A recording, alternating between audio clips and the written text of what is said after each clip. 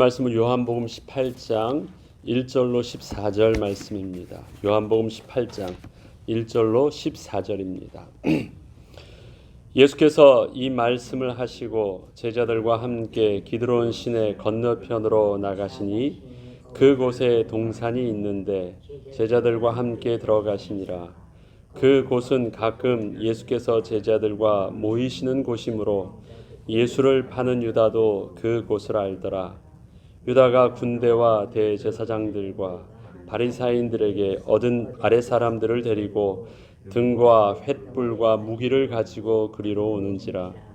예수께서 그 당할 일을 다 아시고 나아가 이르시되 너희가 누구를 찾느냐 대답하되 나사렛 예수라 하거늘 이르시되 내가 그니라 하시니라.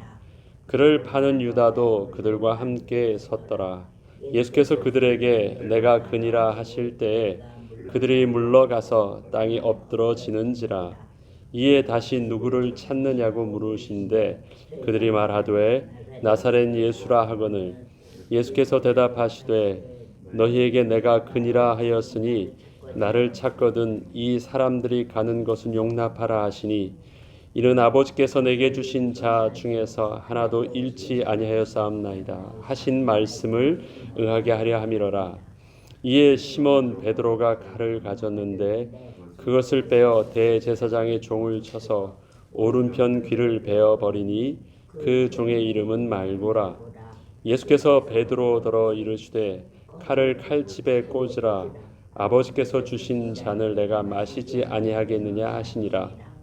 이에 군대와 천부장과 유대인의 아랫사람들이 예수를 잡아 결박하여 먼저 안나스에게로 끌고 가니 안나스는 그 해의 대제사장인 가야바의 장인이라. 가야바는 유대인들에게 한 사람이 백성을 위하여 죽는 것이 유익하다고 권고하던 자로라. 아멘. 요한복음 18장에 나와 있는 예수님께서 붙잡히시는 이 장면은 이미 예수님께서 제자들에게 수차례 말씀하셨던 일이고 예수님께서 온전히 미리 아셨던 일들입니다. 그래서 예수님께서 이 일들이 실질적으로 발생하셨을 때 예수님의 오늘의 모습은 평안함입니다. 담대히 덤덤하게 그것을 그대로 받아들입니다. 제자들은 예수님을 누구보다 열심으로 섬긴다고 했었지만 실질적으로 일이 발생했을 때 그들은 두려웠고 그들은 다 도망갔습니다. 당황스러움입니다. 한마디로. 그리고 예수를 잡으러 온 군대와 또 대제사장들과 바리새인들의 종들이라고 했는데 그 종들은 예수를 두려워했습니다. 많은 군대를 가지고 무기를 들고 왔지만 그들이 예수님을 대할 때 잡으러 왔을 때 그들의 실질적인 모습은 두려웠다라는 부분들이 오늘 내용을 통해서 나옵니다. 예수님은 그것을 마땅히 당당히 받아들이셨고 제자들은 당황스러워서 도망갔고 또한 많은 잡으러 온 무리들은 두려움입니다. 이렇게 세 부분으로 좀 나눕니다. 예수님의 이 잡히시는 사건은 마태, 마가, 누가, 요한 네 군데 전부 다 기록되어 있습니다. 그런데 마태, 마가, 누가와 그 다음에 요한과는 좀 그 결이 다른 모습으로 기록되어 있습니다.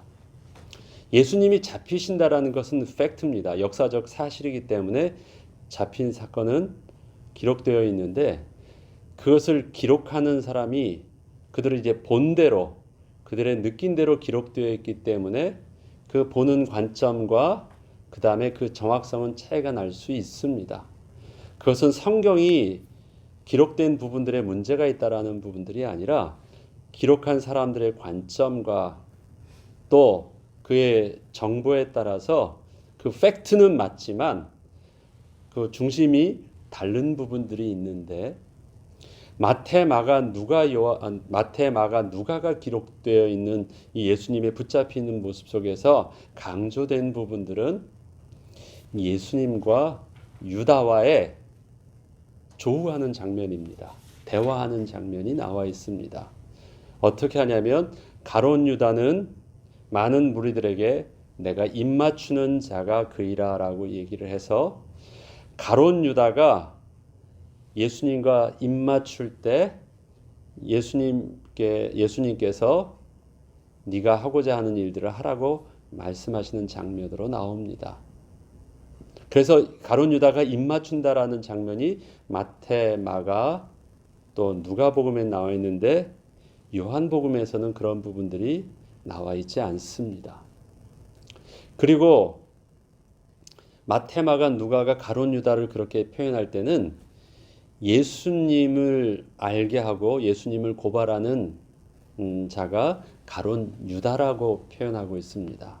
그런데 요한은 예수님에 대해서 저들이 알게 된 것은 가룟 유다가 입맞춤으로 저들이 안 걸로 표현하지 않고요.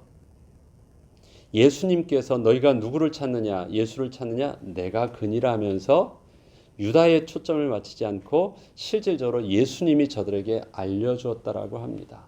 그리고 그것에 대한 반응으로 저들이 깜짝 놀라서 확 뒤로 물러져서 엎드렸다라고 해요.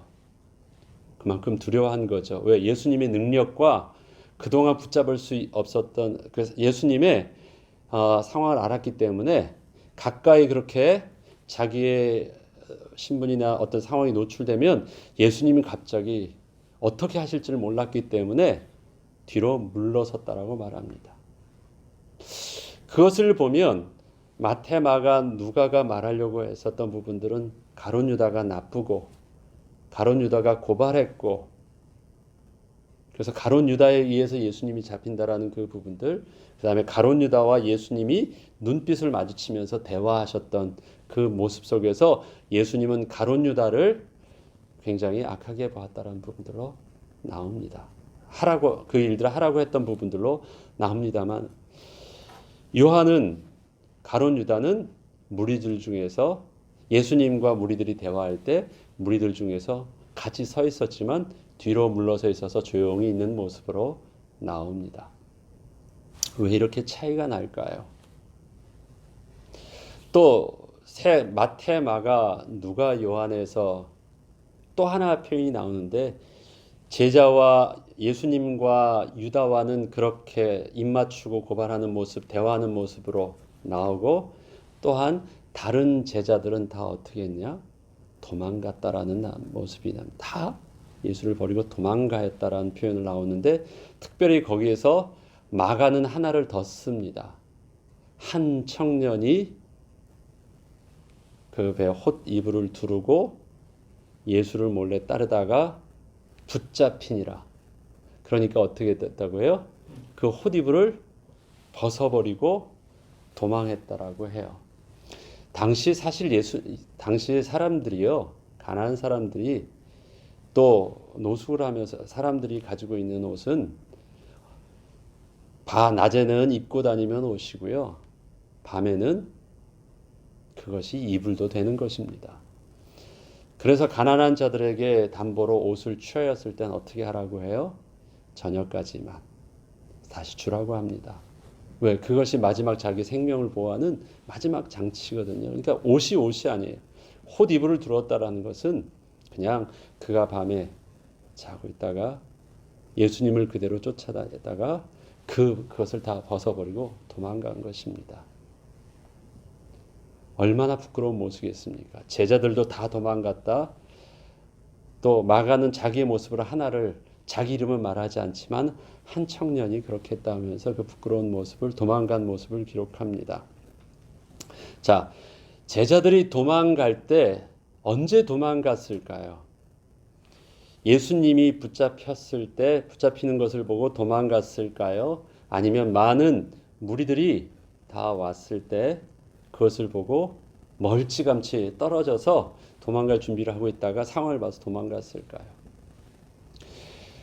다른 제자들은요, 예수님과 무리들과의 대화하거나 상황하는 부분들을요, 자세히 기록하지 못하고 있습니다. 그런데 요한은요, 예수님이 하는 말과 무리들과 하는 말 하나를 자세하게 기록하고 있습니다. 그 다음에 베드로와도 대화했던 부분을 자세하게 기록하고 있습니다. 왜 그랬을까요? 예수님은 요한은 마지막으로 십자가에 달려서 그 앞에까지 예수님과 마지막으로 대화한 자도 요한입니다. 끝까지 예수님이 사랑하는 자로. 지금 특징이 뭐냐면 제가 느끼기에는 요한이 예수님과 가까이, 또 요한과 누구와 함께요? 베드로와. 그래서 항시 베드로와 요한은 무덤가도 같이 가고 다 하는데요. 항시 붙어 있습니다. 베드로와 요한은 마지막으로 베드로와 예수님과의 마지막 내 양을 먹이라 할 때도 그것을 요한이 바라보면서 기록하고 있거든요. 베드로와 요한은 거의 붙어 있습니다. 그리고 다른 무리들은 멀찌감치 도망가거나 도망갈 준비를 하고 있는 그 상황 속에서 상황을 잘 모르는데 그것을 실질적으로 보고 함께 하고 있었던 그 옆에 있었던 것은 요한이 분명합니다. 그래서 요한은 두리뭉실 기록하고 있는 것처럼 보이지만 실질적으로 그 행동과 상황 묘사를 정확하게 하고 있습니다. 그래서 가룟 유다와 예수님과의 대화에 대한 그 모습들보다 좀 더 정확한 표현이 무리들 뒤에서 서 있는. 그래서 멀리서 보면 또 예수님을 나중에 안는 모습, 그 안에서 어떤 대화가 있는지 그거는 잘 모르겠는데 요한의 모습은 좀 더 대화와 행동하는 모습들을 통해서 자세하게 묘사하고 있는데 특징은 또 무엇이냐? 특별하게 마태, 마가, 누가는 유다에 대한 부분들을 조금은 배반자라는 부분들을 강조하는 모습으로 나옵니다. 그리고 다른 제자들도 부끄러워서 도망한 모습들이 나오는데요. 요한은요, 제자들의 모습을 자세하게 묘사하고 있지 않아요.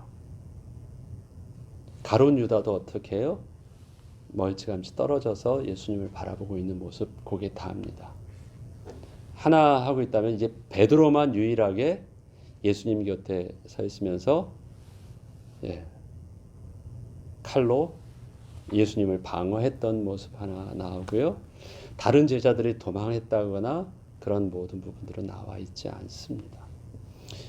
요한은 그 제자들의 어떤 행동들을 그렇게 강조해서 보이려고 하지 않고 예수님께서 제자들을 어떻게 사랑하고 계신가에 대한 부분들, 그 다음에 예수님이 이 십자가의 사건을 어떻게 받아들이고 계신가, 진행되고 있는 사건을 받아들이고 있는지라는 부분들을 나타납니다. 예수님께서 특별히 당신을 잡아가라고 스스로 말씀하시면서 그것도 2번씩이나 내가 그니까 나를 잡아가되 나만 잡아가고 나와 따르던 무리들은 데리고 가지 말라는 말씀을 특별히 부탁하십니다. 다른 본문에는 하나도 나와 있지 않은 부분들입니다. 그렇게 부탁을 하셨고 그렇게 부탁하시려고 내가 그니까 나만 잡아가라고 말씀하셨다라는 것입니다. 그런데 그렇게 하신 말씀의 이유는 이는 자기의 백성들을 하나도 세상에 데려가지 못하도록 하신 그 말씀 성경을 응하게 하심이라고 하셨던, 예수님이 자기 백성들을 사랑하시고 보호하시려고 하셨던 그 모습을 강조함으로 그렇게 말씀을 하십니다. 그래서 좀 요한과 다른 제자들이 썼던 복음서와는 그래서 좀 보이는 관점들이 참 다른데 왜 사도 요한을 사랑이라는 사랑의 제자로 그에게 유독 사랑에 대한 부분들을 많이 고백하고 있을까? 내가 너희를 사랑한 것 같이 너희도 서로 사랑하라고 하시는 예수님의 사랑의 모습들이 어떻게 나타나고 계신가? 어떻게 당신이 십자가를 지고 계시고 많은 무리들을 끝까지 사랑하고 계신가? 이런 부분들이요. 사랑이란 단어로 보면 너무 잘 나타나 있는 것 같습니다. 오늘 그 부분들을 한번 읽으면서 내용들을 보죠. 예수께서 이 말씀을 하시고 앞에 어저께까지 했었던 예수님 제자들에게 했고 그 다음에 하나님께 독백하듯이 고백하면서 했었던 그 기도입니다. 하시고 제자들과 함께 기드론 시내 건너편으로 나가시니 그곳에 동산이 있는데 제자들과 함께 들어가시니라. 따로 한적한 곳으로 따라갔습니다. 그리고 그것은 가끔 예수께서 제자들과 모이시는 곳이므로 예수를 파는 유다도 그것을 알더라. 유다도 알더라. 그러니까 유다가 그리로 데리고 올 것을 아셨다라는 말이죠. 거기서 저들을 맞이할 준비를 하셨다라는 것입니다. 왜 그랬을까요? 따로 한적한 곳으로 늘 가던 곳입니다. 그것은 무리들은 모르는 곳이에요. 무리들은 너무 극성맞게 늘 쫓아다니던 곳이니까. 그런데 그들을 피해서 늘 제자들과 쉬고 따로 모이셨던 한적한 곳입니다. 제자들만 아는 곳이에요. 유다만 아는 곳입니다. 다 사역을 마치고 쉬는 곳이었기 때문에 그 시간에 유다는 그곳으로 데리고 올 줄을 알았습니다. 그래서 많은 무리들이 그곳에 있지 않도록 한 것입니다. 저들이 유다가 군대와 대제사장들과 바리새인들에게 얻은 아랫사람들을 데리고 등과 횃불과 무기를 가지고 왔다라고 합니다. 자, 12절에 보면요. 군대와 천부장과 유대인의 아랫사람들이 예수를 잡았다라고 합니다. 군대가 왔습니다. 그런데 그 군대의 장이 신분이 뭐예요? 천부장입니다. 제일 군대 장의 제일 그 하부 단위는 무엇이죠? 백부장이에요. 백부장은 왜 백부장이죠? 100명의 대장이라는 것이죠. 그런데 여기서는 군대의 장이 누구예요? 천부장이에요. 그럼 이제 그 군대의 규모가 크다라는 것을 알겠죠. 뭐 1000명을 다 데리고 왔는지 아니면 많은 군대를 데리고 왔는지 모르지만 그 일의 경중을 볼 때는요. 백부장 정도의 지금 수준으로 군대가 움직이는 규모는 아닌 것이에요. 그래서 다른 표현에서는 다른 복음서에서는요. 큰 무리들이 왔다라고 말을 하고 있습니다. 실질적으로 군대가 천부장이 이끄는 군대가 온 거고요. 그 다음에 그것도 부족해가지고 대제사장들의 수하에 있었던 종들과 또 바리새인들 그 당시 귀족들이 수하에 있었던 종들을 함께 모였습니다. 근데 그들이 가지고 온 것이 있습니다. 뭘 가지고 왔어요? 랜턴을 가져왔답니다. 등과 그 다음에 횃불과 토치와 그 다음에 뭐예요? 웨폰을 가지고 왔다고 합니다. 등과 횃불을 왜 가져왔을까요? 그때가 밤입니다. 그들이 밤을 선택한 거예요. 밤을 선택한 이유가 있죠. 낮에는 군중들이 모이면 군중들 때문에 그동안 잡지 못했거든요. 밀란이 일어나거나 어떻게 해요? 그들이 다 막으면 어떤 일이 일어나겠습니까? 그래서 그들만 따로 있는 곳, 그게 밤이에요. 그래서 그들이 등을 가져서 밝게 비친 것입니다. 그리고 그들이 가져올 때 웨폰을 가져왔어요. 한 번도 예수님께서 소요를 일으키거나 그런 폭력을 보여준 적도 없는데 저들은 예수님을 잡으러 올 때 군대와 무기를 동원했습니다. 혹시 모를 예수님의 능력에 대해서 그동안 예수님의 능력을 보았으니까요. 예수님께서 행하시는 창조의 능력을 보았기 때문에 혹시 모를 그 창조의 능력에 대비해서 어떤 능력을 대비하더라도 감당할 수 있는 나름대로의 생각들을 가지고 있습니다. 그런데 그것을 유다가 요구한 것이 아닙니다. 여기서는 그들에게 얻었다라고 표현되어 있지만 영어 표현은요, 얻은 것이 아니라 received 한 것입니다. 야, 이렇게 데리고 가 해서 그들을 이끌고 온 것입니다. 그것은 누굽니까? 유대인들의 가지고 있는 예수에 대한 두려움을 표현하고 있는 것입니다. 그리고 그것은 어리석게 그들의 군대를 가지고 그 정도의 힘이면 예수 정도를 잡을 수 있다고 생각한 만큼을 가져왔습니다.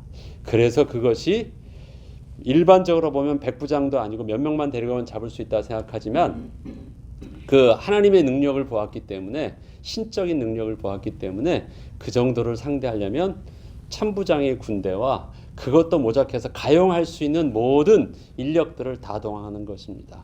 그래서 하나님을 잡으려고 하는 거예요. 그러면서도 가지고 있는 예수님을 만났을 때 그들의 반응은 확 물러서면서 엎드렸습니다. 폭탄이 터진다고 하면 어떡할까요? 확 엎드리듯이요. 그들이 예수님의 어떤 위험에 경배하는 게 아니에요. 어떻게 죽일까봐 확 엎드려가지고 나는 아닙니다 하면서 피하는 거예요. 그래도 빠꼼히 눈을 들어가지고 누구를 찾느냐 할 때 예수를 찾는데요 라고 다시 말합니다. 아무리 많이 가지고 있고 가능하다고 생각하지만 내면적을 가지고 있는 그들의 모습은 두려움입니다. 나름대로 치밀한 계산을 했습니다. 밤이라는 시간과 그 다음에 잡을 수 있는 사람 이 정도면 된다라는 그들의 100% 가용 인력을 다 가져와 가지고 예수님을 잡았습니다. 그래서 그들이 잡았어요, 예수님을. 그런데 실질적으로 그들이 그렇게 계산되어지고 데리고 간 그 군대의 힘에 예수님이 억눌려서 잡혔습니까? 아니에요.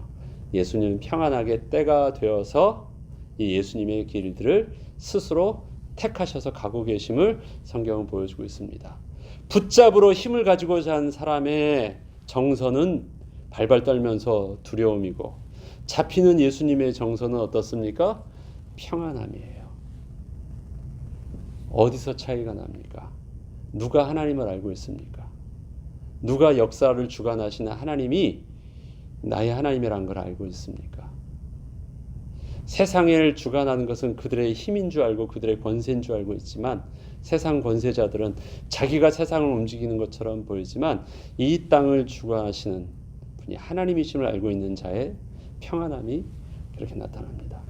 그리고 나아가고 특별히 여기서 가룟 유다의 모습을 표현합니다. 무리들 중에 서 있다. 가룟 유다는 게 전부 다입니다. 멀리서. 혹시 가룟 유다에 멀리 서 있었던 모습을 무리들이 멀리 떨어져 있던 제자들이 가룟 유다와 예수님이 만나는 것을 보았다면, 가룟 유다가 나중에 그렇게 한 후에 예수님이 정말 죄송합니다라고 했는지, 아니면 입을 맞추면서 예수님이 친밀하게 했는지 만나긴 했던 것 같아요. 그리고 서로 포옹하면서 입맞춤을 했던 것 같아요. 그의 얼굴을 맞대고 맞춤을 했던 것 같아요. 그게 어떠한 감정이었는지 사도 요한은 표현하지 않습니다. 의도적이었던 아니면 그 부분들을 그렇게 실질적으로 저들이 보았던 모습으로 보지 않았던 것처럼. 그러나 가룟 유다와 다른 제자들을 다 말하지 않은 이유, 그 가운데 자기의 모습도 그대로 감춰둔 이유는 무엇이라고 생각합니까? 저는 이렇게 생각합니다. 많은 제자들이 도망간 거고, 그 다음에 베드로가 부인하고, 옷을 벗기까지 다 도망하고, 그 가운데 찍소리 못하고 가만히 있었던 요한의 모습과 가룟 유다의 모습과 뭐가 달라요? 다르지 않다라는 것입니다. 부끄러움은 가룟 유다만 나쁜 사람이라고 말하고 나는 억울하다고 말할 일들이 아니라는 것이에요. 예수님이 붙잡히는 그 부분 속에서 나는 아니라고 하고 스스로 그것을 도망가려고 했던 제자들의 모습과 가룟 유다의 모습과 비교할 때 그리 다르지 않은 모습이라는 것입니다. 예수님이 보실 때 가룟 유다와 도망가는 제자들을 어떻게 평가할까요? 가룟 유다는 더 나쁘고 제자들은 불쌍하다고 표현할까요? 영적으로 둘 다 그리스도를 몰라서, 온전히 모르고 십자가의 길을 모르고 하나님이 지금 행하시는 하나님의 주권적인 구원의 섭리를 모르는, 당황스러워서 그들 나름대로 반응하고 있는 모습을 볼 때는 똑같아 보입니다. 그 가운데서 그래도 용기 있게 하려고 했었던 자가 누굽니까? 이 베드로입니다. 베드로는 칼을 들고 실제적으로 방어하다가 그 종의 대제사장 종의 말고의 귀를 자릅니다. 여기서는 뭐 붙인 내용은 나오지 않지만 자른 부분들에 대해서 예수님께서 오히려 말리십니다. 컴다운해라. 그래 나는 내가 가는 길을 간다라고 말씀을 하십니다. 베드로의 입장은 그렇죠. 이것은 억울한 일입니다. 저들이 지금 저렇게 하는 것은 이건 있어서는 안 되는 일입니다. 그가 지금 이렇게 행동하는 것이 정말 바위에 계란으로 바위 치는 것처럼 무모한 일인 줄 베드로가 모르는 것은 아니지만 그는 자기 나름대로 끝까지 해보려고 했었던, 그래도 충심으로 예수님을 막으려고 했었던 어느 면으로 가장 용기 있는 유일한 한 사람이었을 것입니다. 억울합니다. 예수님 그렇게 하면 안 됩니다. 라고 말하지만 그런 부분에 예수님은 이제 베드로를 막으십니다. 예수님이 저들에게 말을 하죠. 내가 그니까 다른 무리들은 데려가지 말라라고 말합니다. 지금 이 상황이 왔다면 베드로는 어떻게 됐을까요? 베드로는 거기서 죽임을 당하거나 베드로는 잡혀갔을 거예요. 근데 베드로가 잡혀가지 않아요. 그냥 베드로는 놓고 그냥 갑니다. 그래서 베드로가 따라가요. 원래 따라갑니다. 왜 그랬을까요? 예수님께서 스스로 잡히시면서 저들에게 요구하신 거예요. 내가 그러니까 나를 잡아가. 그 말 안에 어떤 것이 또 들어있겠습니까? 순순히 잡혀가니까 다른 사람은 건들지 마. 절과 어느 면으로는 이 딜한 것 같은 모습입니다. 만약에 저들을 건드렸을 때는 어떻게 될 것이라고 저들이 생각을 할까요? 예수님이 만약에 화를 내시거나 제자들을 건드렸을 때 예수님이 당신의 어떤 능력을 역사하시면 이거는 또 어떤 일이 일어날지 모르니까 예수님의 경고의 말씀처럼 듣는 거예요. 저들은. 내가 그러니까 나만 잡아가고 다른 사람들은 데려가지 마라. 그래서 아무도 건들지 않습니다. 다른 표현은요, 다들 붙잡으려고 해요. 네가 그지 하면서 다 붙잡으려고 했지만 제자들이 다 도망갔다라고 다른 복음서들은 합니다. 붙잡혔는데도 거기서 벗어나려고 옷까지 벗으면서 도망가려고 표현합니다. 그러나 여기 모습은 무엇입니까? 예수님이 스스로 제자들을 사랑하시고 아무도 붙잡히지 않게 하는 성경을 응하게 하시기 위해서 예수님께서 의도적으로 방어하여 주셨다라고 말합니다. 도망해서 도망간 것이 아니라 잡히지 않도록 하나님께서 그렇게 이끄셨다라는 것입니다. 그런데 많은 제자들은 어떻게 해요? 그들이 도망갔어요. 두려워해서. 그것을 옆에 있던 베드로와 요한은 그대를 보고 예수님의 은혜로 인하여 자신들이 붙잡히지 않았다라는 것을 알고 있습니다. 그리고 그것을 자세하게 기록하고 있는 것이에요.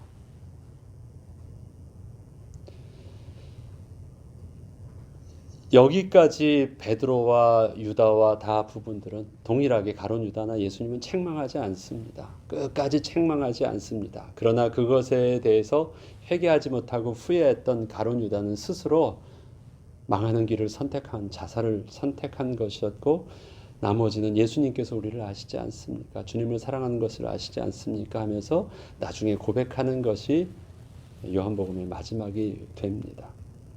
이렇듯 이 내용들을 보면 예수님은 세상을 사랑하시되 끝까지 사랑하는 모습으로 제자들의 배반하는 모습을 끝까지 보는 모습이지만 그들을 보호하시고 예수님은 평안함으로 하나님의 십자가를 담대하게 시간표가 되어서 잡아가십니다.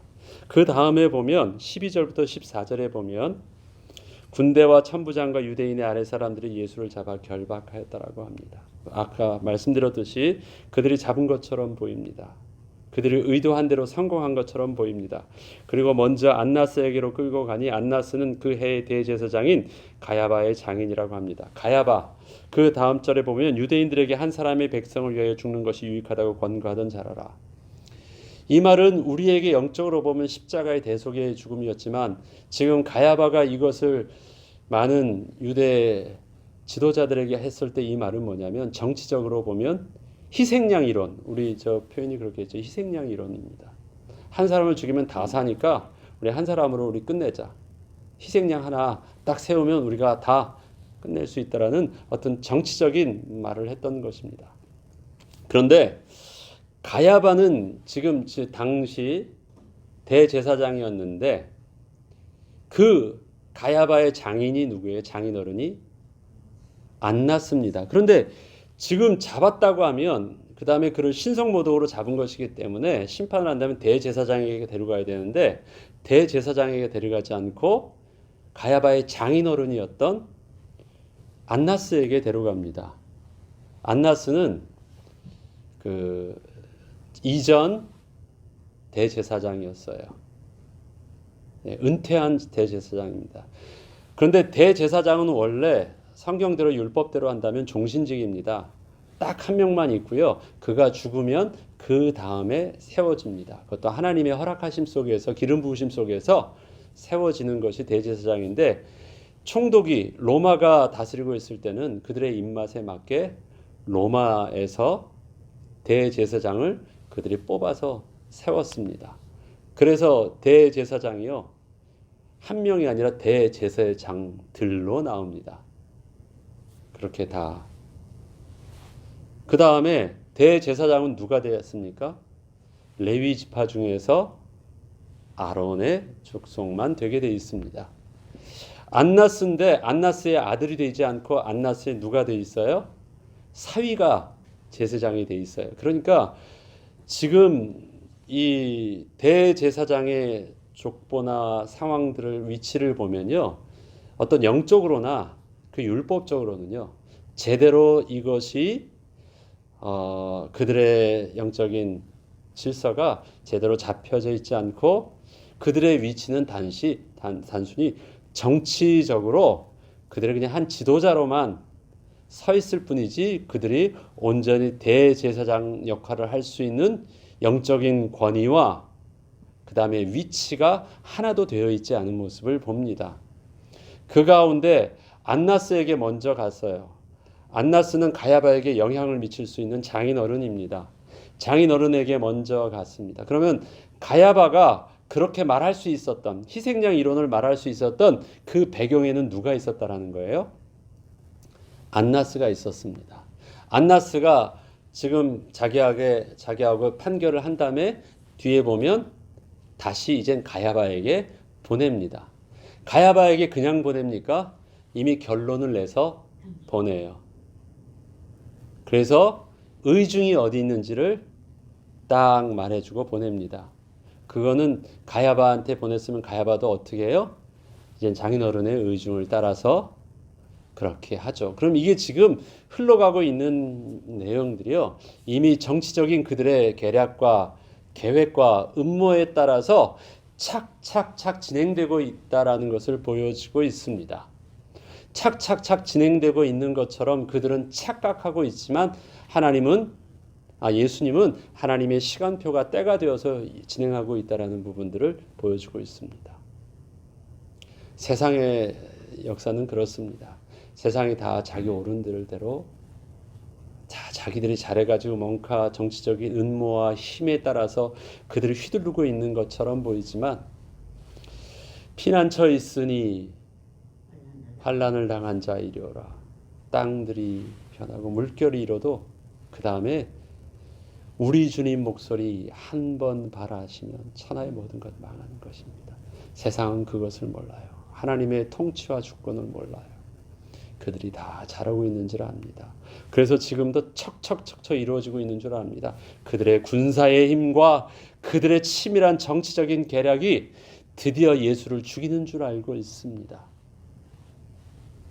그러나 지금 평안함 가운데 하나님의 시간표 속에서 하나님의 구원의 섭리를 이루고 계시는 예수님을 바라봅니다. 이것을 몰랐던 제자들은 당황스러웠지만 나중에 이것을 알았던 제자들의 모습은 이제는 하나님의 시간표 속에서 또 동일한 순교의 길을 갈 수 있는 그 모습으로 바뀌는 것입니다. 우리들도 이 땅에 삽니다. 세상의 공중 권세 잡은 자가 이 땅을 다스리는 것처럼 보입니다. 그러나 하나님의 우리를 향한 구원의 시간표는 여전히 그 가운데서도 치밀하게 때를 따라서 지금도 진행하고 계시고 때가 되면 주님은 이 땅에 심판주의 모습으로 천사장의 나팔소리와 함께 다시 오실 것입니다.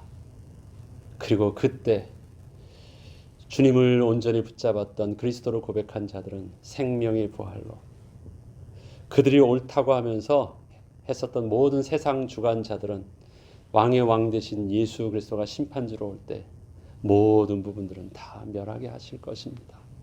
누가 승리자입니까?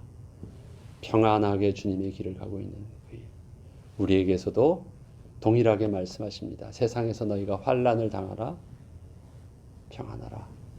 어떻게 해요? 내가 세상을 이겨노라고 말씀하십니다. 오늘의 삶 속에서 우리의 억울함과 당황스러움이 있습니까? 그렇지 않아도 됩니다. 하나님의 은혜의 시간표는 여전히 진행되고 있습니다. 혹시 우리들도 제자들처럼 옷까지 벗어가면서 도망하고 부인했던 자 있습니까? 괜찮습니다. 주님은 그 부분들을 책망하려고 하는 것이 아닙니다. 연약한 그들을 끝까지 지키시려고 변호하시고 앞에서 막으시고 그 다음에 주님이 스스로 붙잡히십니다. 그리고 막아주십니다. 그리고 예수님께서 어제 읽었던 기도를 보니 무엇입니까?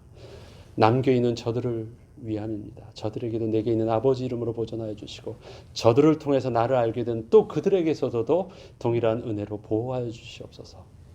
우리가 늘 제자들처럼 부인하는 우리들의 모습을 통해서도 예수님께서는 동일하게 그러한 기도를 하면서 우리를 동일하게 보호하여 주십니다. 실수해도 괜찮습니다. 다시 어떻게 해요? 은혜의 주님 앞에서 내가 주님을 사랑한 줄 주님이 아시지요? 고백하고 다시금 회복할 때 주님은 연약한 우리를 통해서도 이 시대의 하나님의 일들을 또다시 맡기는 제자로 삶을 감당하게 하실 것입니다. 주기도문으로 마치겠습니다.